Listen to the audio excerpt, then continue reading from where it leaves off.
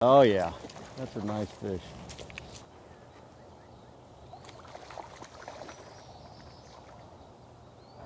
Can't just pull this one in.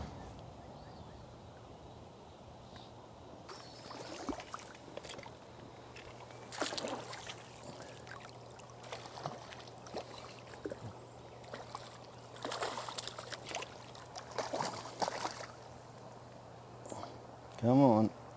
This is called a dead drift. Try to get our fly up into the upper end of this pool and to let it dead drift in the water column where the main current is coming through this hole. The fish will stack up waiting for food to come down the river, and they'll lay in these spots looking for the right insect or whatever they're feeding on at that time to come right past them. And the dead drift is perfectly still. We don't want anything. If there's a leaf or a bubble, there's a fish right there. Whoa, we missed him. I am fishing with a barbless hook, so we'll lose fish. So we're going to let them go anyway. So as you can see, a little bubble in the water there. Everything's moving at the exact same speed, and that's what we're looking for. We want everything to move at the same speed. Pick it up, take it back to the top of the hole.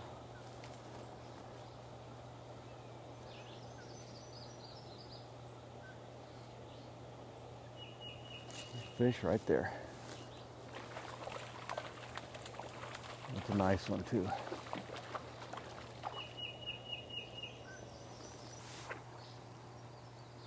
Turn them upside down, they kind of hold still for you.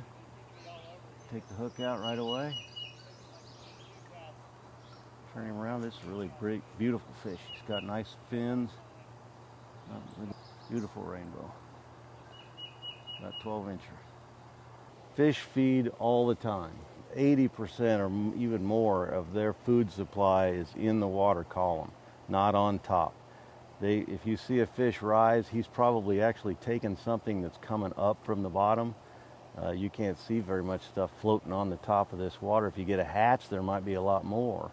But since there's really not a hatch going off right now, if you see a fish taking something or a rise, they're probably hitting something that's coming up from the bottom to try to take off, to try to get out of the water.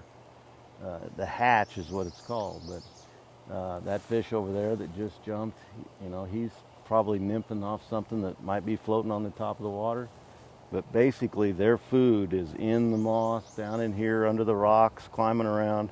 So most of the fish are going to be feeding on things that are in the water column, not necessarily on top of it. You really want your fly to be close to the bottom. The fish lay close to the bottom. They're looking up, looking for food to come over their head. So you want your strike indicator and your fly to be about the same depth or even a little more. I use this strike indicator that's got a peg in it.